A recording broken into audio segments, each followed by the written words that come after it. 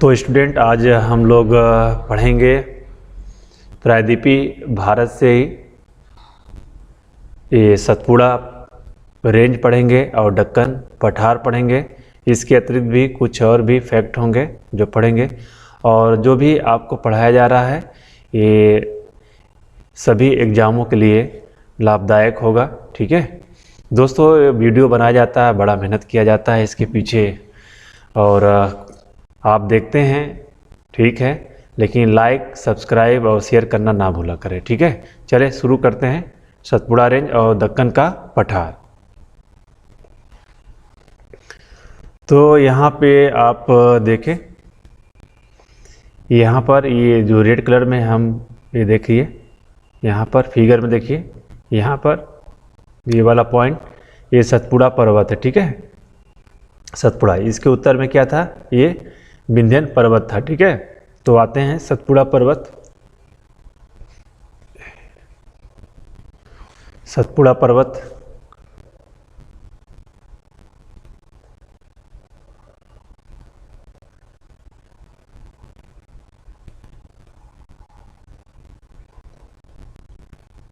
सतपुड़ा पर्वत श्रेणी लिख सकते हैं इसको, ये सही होगा, यानी सतपुड़ा रेंज। आप साथ में नोट भी बनाते चलें। ठीक है, तो सतपुड़ा पर्वत क्या है, ग्रुप ऑफ माउंटेन है, कई पर्वतों का समूह इसमें है। ठीक है, ये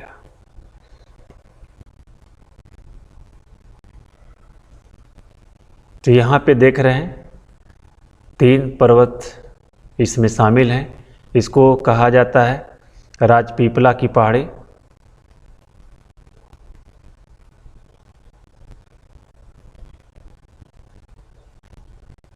राजपीपला की पहाड़ी है, और ये है महादेव की पहाड़ी,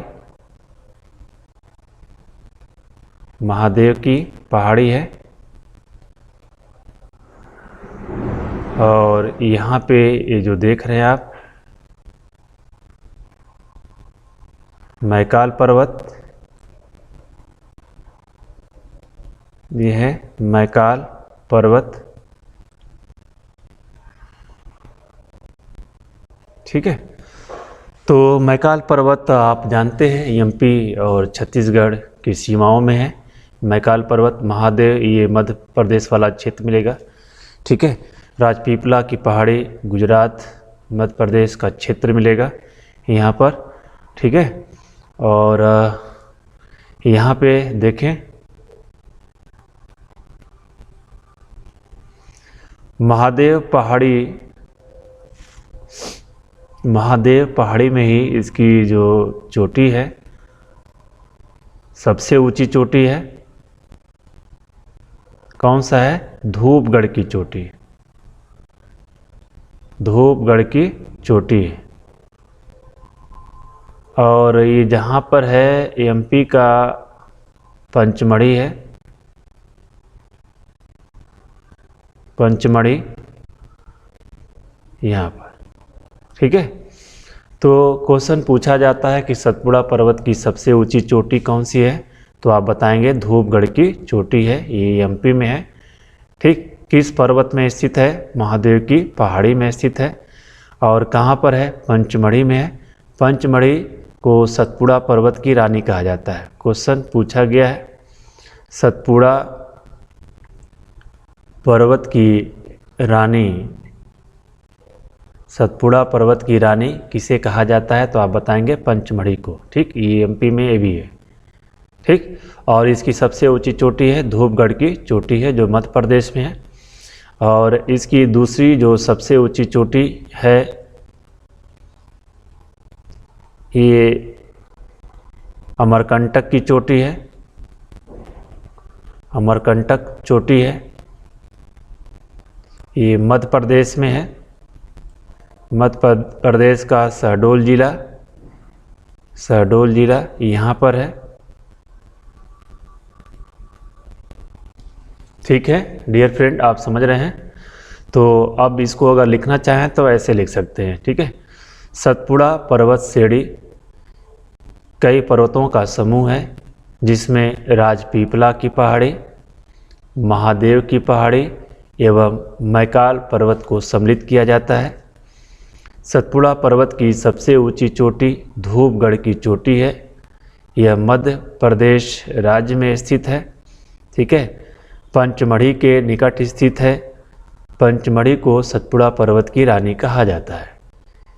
इसके बाद मैकाल पर्वत, मैकाल पर्वत में सतपुड़ा पर्वत की दूसरी सबसे ऊंची चोटी अमरकंटक की चोटी मिलेगा, जो मध्य प्रदेश में है, मध्य प्रदेश के शहडोल जिला में है, ठीक है। और दोस्तों आप इसे एक क्वेश्चन पूछा गया है कि भारत में कौन कौन सा पर्वत है जिसे ब्लैक माउंट के नाम से जानते हैं, तो सतपुड़ा पर्वत एक ब्लैक माउंट का एग्जाम्पल है। इसी प्रकार से नीलगिरी हिल, ये भी क्या है, ब्लैक माउंट का एग्जाम्पल है। तो भारत में सतपुड़ा पर्वत और नीलगिरी की पहाड़ी क्या है, एक ब्लैक माउंट का एग्जाम्पल है, ठीक है। और कुछ इस प्रकार से आप देख लें ब्लैक माउंट।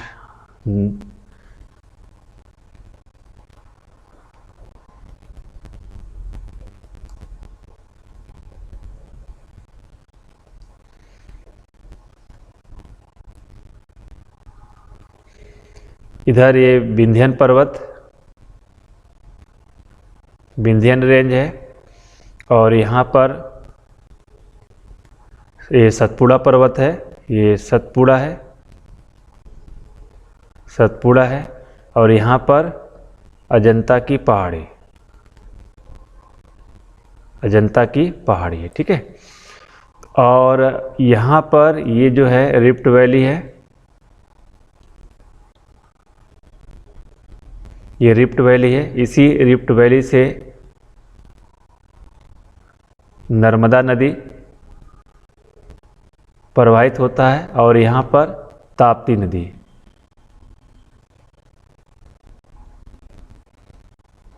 ठीक है। तो सतपुड़ा पर्वत के उत्तर में नर्मदा नदी का अपवाद क्षेत्र है और दक्षिण में ताप्ती नदी का अपवाद क्षेत्र है। दोनों नदियां जो है रिफ्ट वैली से होकर प्रवाहित होती हैं, ठीक है। क्वेश्चन पूछा गया है, इसके क्रम को आप याद करेंगे। सबसे उत्तर में विंध्यन पर्वत, उसके बाद आपको मिला नर्मदा नदी, उसके बाद सतपुड़ा पर्वत, इसके बाद ताप्ती नदी, इसके बाद अजंता की पहाड़ी, ठीक है दोस्तों।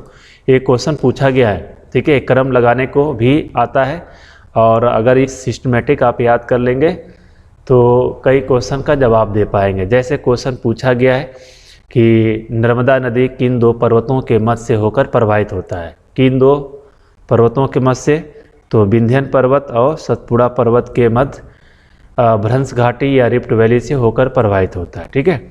इसी प्रकार ताप्ती नदी, ताप्ती नदी जो है सतपुड़ा पर्वत और अजंता की पहाड़ी के मध्य स्थित रिफ्ट वैली, रिफ्ट वैली भ्रंश घाटी से होकर प्रवाहित होता है, ठीक है। और नर्मदा ताप्ती पश्चिम से पूरब में प्रवाहित होने वाली सबसे लंबी नदियां हैं, जिसमें नर्मदा पहले स्थान पर है और उसके बाद ताप्ती है। दोनों नदियां क्या बनाते हैं, एस्चुरी बनाते हैं, जिसे हम लोग रिवर वाले टॉपिक में कवर करेंगे, ठीक है। ये रिवर वाले टॉपिक में आएगा, डिटेल से वहाँ पर हम लोग जानेंगे, ठीक है।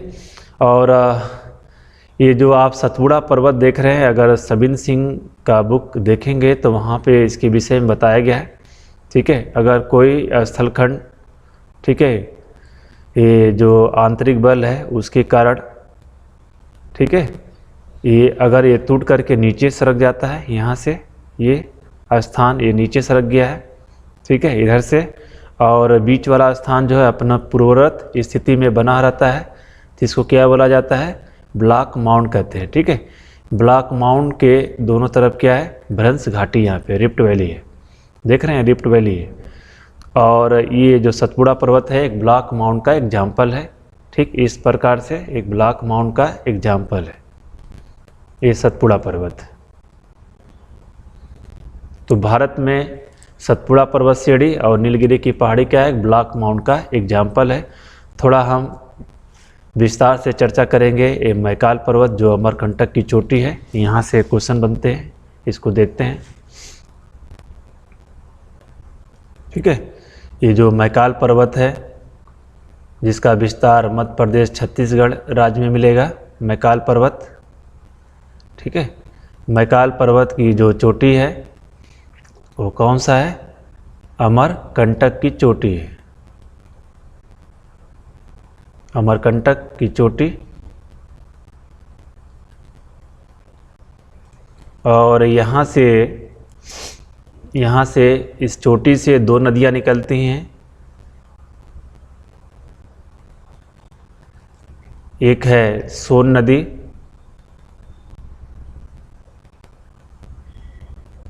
और दूसरा है नर्मदा नदी। क्या है, नर्मदा नदी। ठीक है, सोन नदी किसकी सहायक है, गंगा की सहायक है। कहाँ पे गंगा से मिलता है, पटना में, बिहार के पटना में। ये देख रहे हैं गंगा नदी। ठीक, और अमरकंटक की चोटी से नर्मदा नदी भी निकलता है और ये नदी एस्चुरी बनाता है, ज्वार नदमुख बनाता है। ठीक है, और ये कहाँ पे जा कर के मिल रहा है, गल्फ ऑफ खंबात, खंबात की खाड़ी में, खंबात की खाड़ी में जाकर मिल जाता है।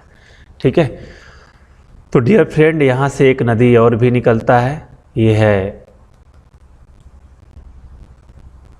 कौन सी नदी है,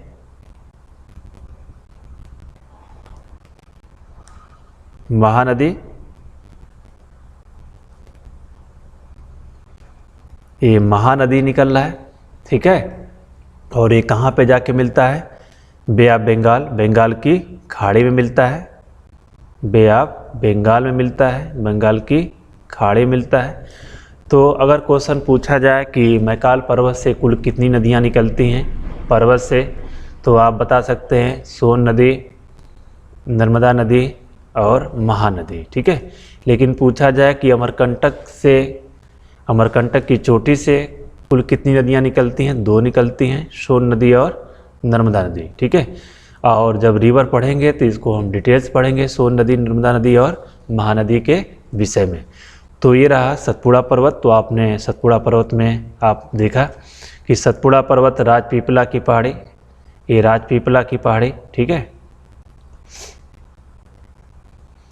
ये राजपीपला की पहाड़ी। ठीक, और महादेव की पहाड़ी, महादेव की पहाड़ी और मैकाल पर्वत को संयुक्त रूप से कहा जाता है सतपुड़ा रेंज कहा जाता है। ठीक है, और ये क्या है, ब्लैक माउंट का एग्जाम्पल है, ब्लैक माउंट का एग्जाम्पल है। इसकी सबसे ऊंची चोटी क्या है, धूपगढ़ की चोटी है, ये देख रहे हैं धूपगढ़ की चोटी।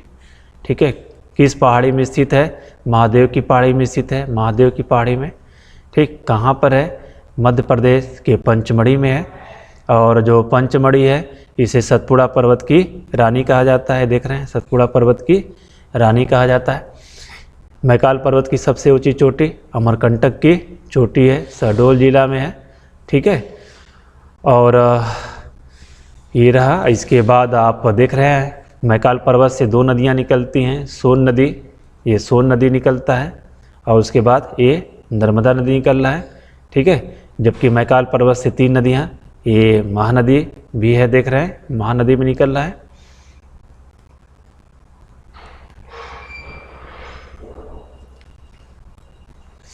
ठीक है, और देखा जाएगा नदी वाले टॉपिक में डिटेल से इसके विषय में। ठीक है, तो अब आते हैं दक्कन का पठार।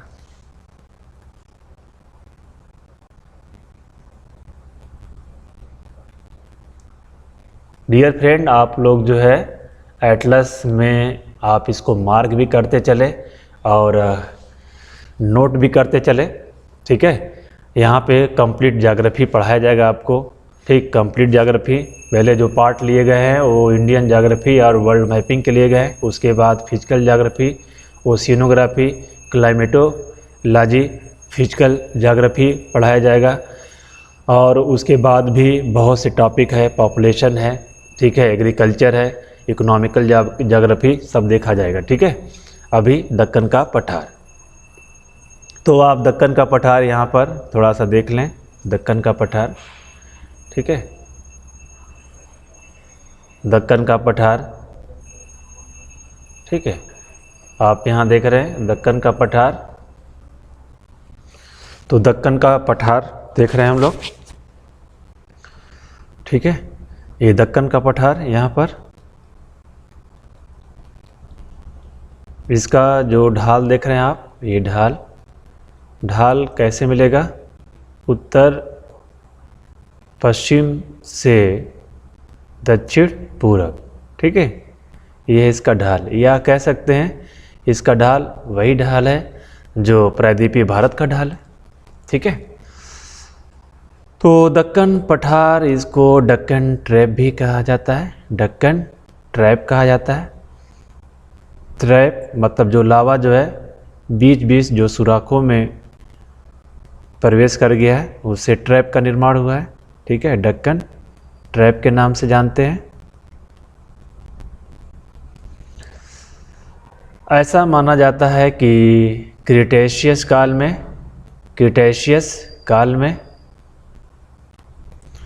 प्रायद्वीपीय भारत में शांत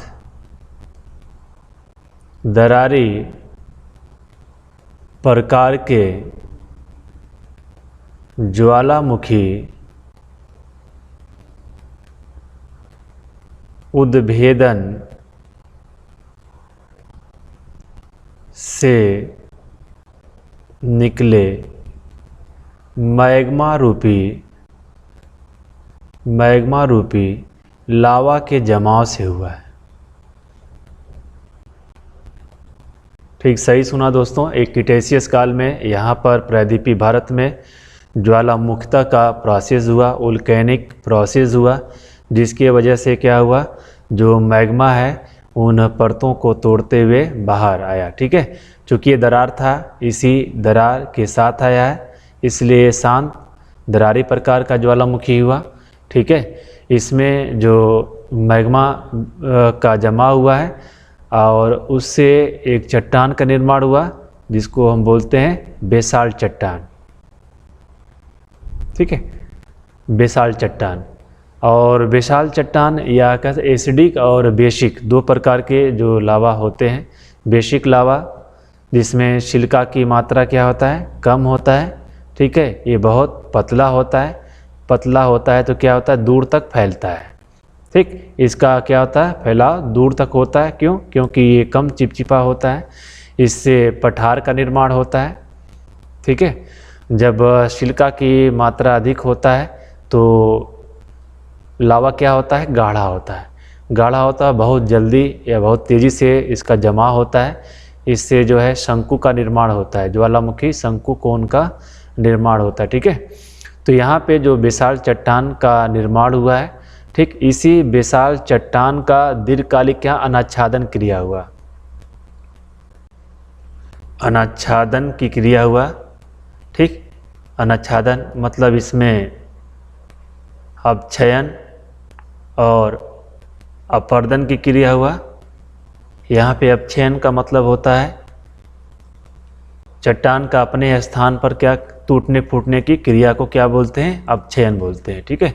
और फिर उसका क्या हुआ, पवन द्वारा अपर्दन हो सकता है, ठीक है, और कह सकते हैं जल के द्वारा हो सकता है, वर्षा जल के द्वारा हो सकता है, ठीक, और जीवों के द्वारा भी कह सकते हैं इसका अपर्दन हो सकता है, ठीक है। तो अपक्षयन हुआ और एक स्थान से दूसरे स्थान क्या हुआ, इन तत्वों का क्या हुआ, अपवाह हो गया, ठीक है।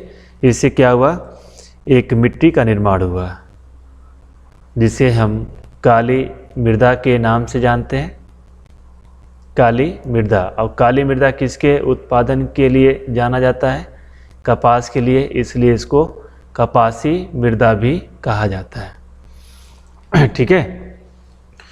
तो और आप देख लें इसका विस्तार अगर देखें तो इसका विस्तार ये पूरा ये मध्य प्रदेश का क्षेत्र मिलेगा, सॉरी महाराष्ट्र का क्षेत्र मिलेगा, ठीक है, ये महाराष्ट्र का क्षेत्र मिल जाएगा, ठीक है। इधर आंध्रा का क्षेत्र मिल जाएगा, आंध्र प्रदेश का क्षेत्र मिल जाएगा, और इधर कुछ कर्नाटक के क्षेत्र मिल जाएंगे, तेलंगाना के क्षेत्र मिल जाएंगे, ठीक है, और इधर तमिलनाडु के क्षेत्र मिल जाएंगे, ठीक है, तमिलनाडु के क्षेत्र। तो इसका विस्तार, ठीक है, विस्तार, दक्कन के पठार का विस्तार आप बता सकते हैं। महाराष्ट्र राज्य,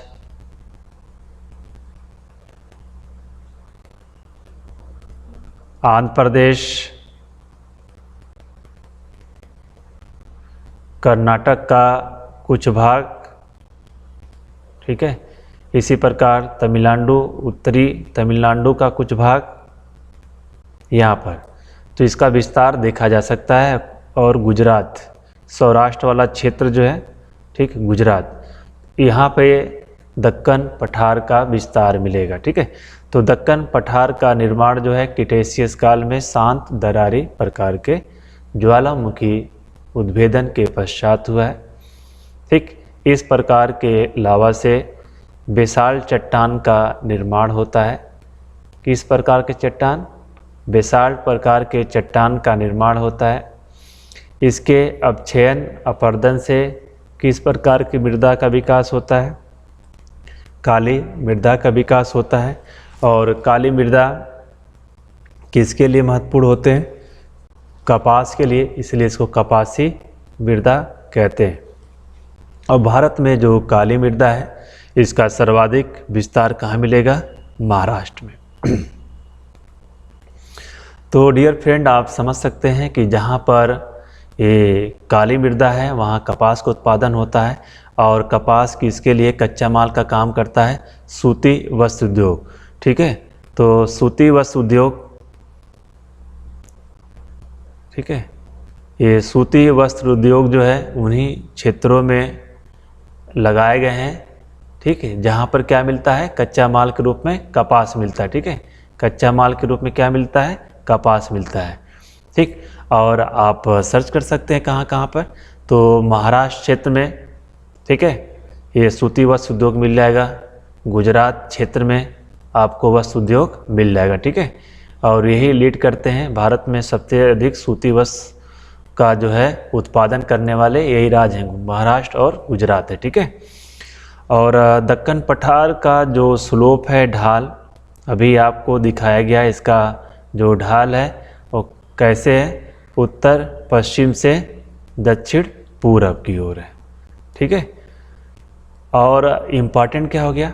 अगर इसका ढाल ऐसे है तो इसका मतलब यह है कि जो पश्चिमी घाट से निकलने वाली नदियां हैं दोस्तों, पश्चिमी घाट से निकलने वाली नदियां हैं इसी ढाल का अनुसरण करेंगे। और कैसे उनका अपवाह होगा? अपवाह कैसा होगा? उत्तर पश्चिम से दक्षिण पूरब की ओर, ठीक है। तो प्रायद्वीपीय भारत की नदियों का जो अपवाह होगा वो उत्तर पश्चिम से दक्षिण पूरब की ओर होगा। इसका कारण क्या है? दक्कन पठार का क्या है? स्लोप है, ढाल है। और इन्हीं नदियों के कारण क्या हुआ है? ये दक्कन के पठार जो है कई भागों में डिवाइड हो गए हैं। तो अलग अलग राज्यों में इन्हें अलग अलग नाम से जाना जाता है, ठीक है। महाराष्ट्र जो दक्कन पठार देख रहे हैं, ठीक है, इसी प्रकार से आंध्रा में आंध्रा पठार, कर्नाटक, तेलंगाना पठार अलग अलग नामों से भी जाना जाता है, ठीक है। और इसके बाद थोड़ा सा हम लोग चर्चा करेंगे मालवा पठार, ठीक है। मालवा पठार,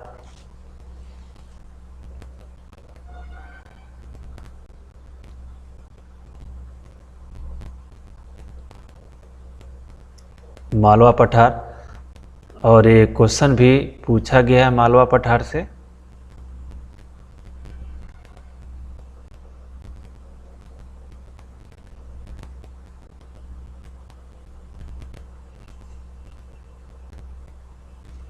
ठीक है, मालवा पठार से यहाँ पर इसका विस्तार मिलेगा। मालवा पठार का, ये मालवा पठार है, ठीक है। मालवा पठार देख रहे हैं, क्वेश्चन पूछा गया है इसका विस्तार। विस्तार पूछा गया मालवा पठार का, तो सर्वाधिक विस्तार तो मध्य प्रदेश में है। इसके बाद राजस्थान में इसका विस्तार है। ठीक, ऐसा माना जाता है कि जो दक्कन का पठार है उसी का उत्तरी विस्तार है, यानी इसका भी जो निर्माण हुआ है ये लावा रूपी विशाल चट्टान से हुआ है। ठीक है, लावा रूपी विशाल चट्टान से ही हुआ है। ठीक है, और यहाँ पर भी कपास का उत्पादन होता है, कपास उत्पादन क्षेत्र है। ठीक है, तो कपास उत्पादन क्षेत्र है जहाँ पे इसे सफ़ेद सोना कहा जाता है, सफ़ेद सोना कहा जाता है। इसी प्रकार से कपास को महाराष्ट्र में श्वेत स्वर्ण के नाम से जाना जाता है। ये जब आप एग्रीकल्चर पढ़ेंगे तो वहाँ पे इसका जिक्र किया जाएगा। ठीक है, तो ये मालवा का पठार है। मालवा के पठार का विस्तार मध्य प्रदेश, राजस्थान, निर्माण लावा रूपी विशाल चट्टान से। ठीक, कपास का उत्पादन होता है जो सफ़ेद सोना के नाम से जाना जाता है। ठीक है, कहाँ पर? मध्य प्रदेश में, और जबकि श्वेत स्वर्ण के नाम से जाना जाता है कहाँ पर? महाराष्ट्र में। ठीक है, तो आपने यहाँ पे देखा सतपुड़ा पर्वत देखा, सतपुड़ा पर्वत के अलावा यहाँ पर मालवा का पठार भी देखा, दक्कन का पठार भी आपने देखा है। ठीक है दोस्तों, आपको याद होगा कि जब हम भारत का भौतिक प्रदेश प्रारंभ किए थे, थोड़ा सा देख लें यहाँ पर क्लास कैसे चल रहा है और आगे क्या आपको पढ़ना है। जो भारत का भौतिक प्रदेश है,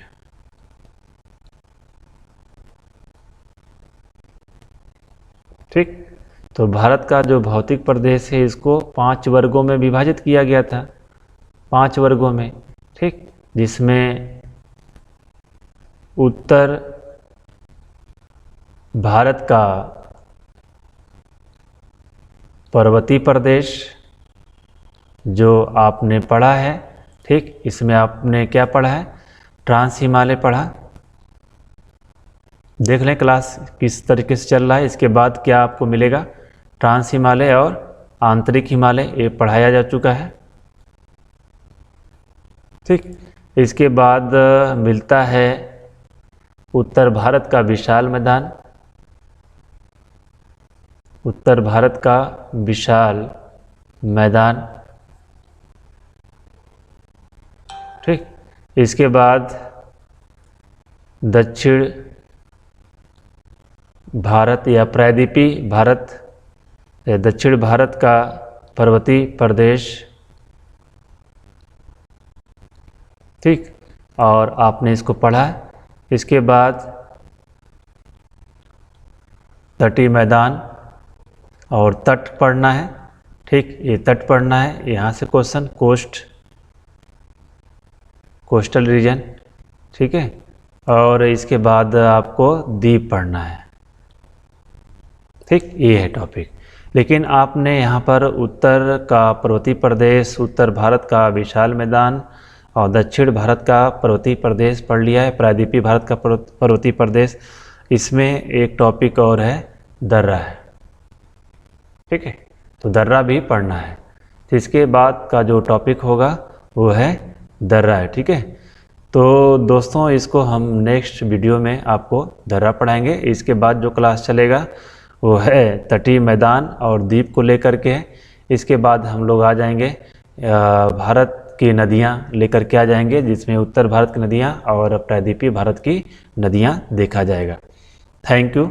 लाइक शेयर सब्सक्राइब करना ना भूलें आप।